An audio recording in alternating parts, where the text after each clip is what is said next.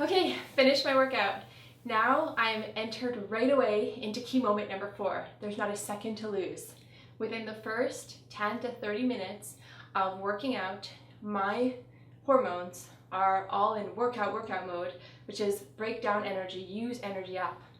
What I want to do is tell them now that I'm done and immediately start to get the rebuild going. So I can do that by having things that have energy in them. And I can rebuild faster by putting in some muscle building material. So if you can imagine that my recovery moment, key moment number 4, should have energizers and muscle builders together. What I love to do is take my moment 1 to 2 hours before my sport and combine that with muscle building material. So in all of my recipes for recovery, I start with that. So I'll give you that visual again of my 2 oranges and my milk or my smoothie, my fruit smoothie, right after, which is giving me already some muscle building material inside the milk. Now it has to be a milk that has muscle building materials in it. Almond milk does not. So something like soy milk, cow's milk, there's a few new ones on the market, but you really have to check for that protein content, which is your muscle building material, and some fruit. Now, I even want to go above and beyond and have a bit more muscle building material. I want to make sure that I maximally stimulate my muscles to grow in that key moment right after sport. So I will go as far as having another snack from the muscle building category. I could have something like a light piece of cheese, an egg. And if we're thinking vegan vegetarian, well, why not incorporate some hummus? So all of those are going to help rebuild quicker, faster, better, which means that everything I just did, be it do accuracy shots in a net, be it do wind sprints, bicycle, whatever I just did, I'm going to recover and use that time better from the training and get more effect out of it.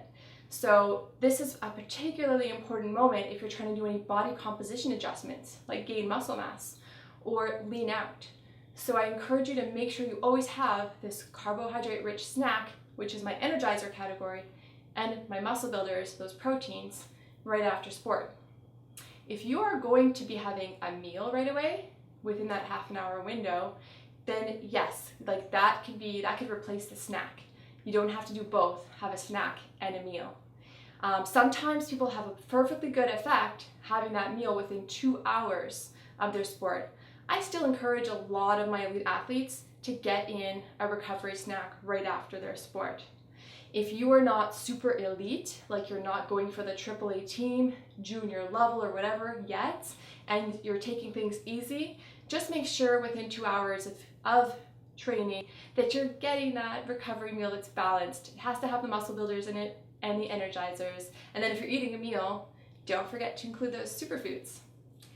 So that's it. Key moment number 1, 2, 3, and 4. Just a quick recap. Key moment number 1 is 3 to 4 hours before your sport. You want to have a complete meal. Key moment number 2, 1 to 2 hours before your sport. You want to be having a snack that's higher in the energizers and lower in the superfoods and muscle builders.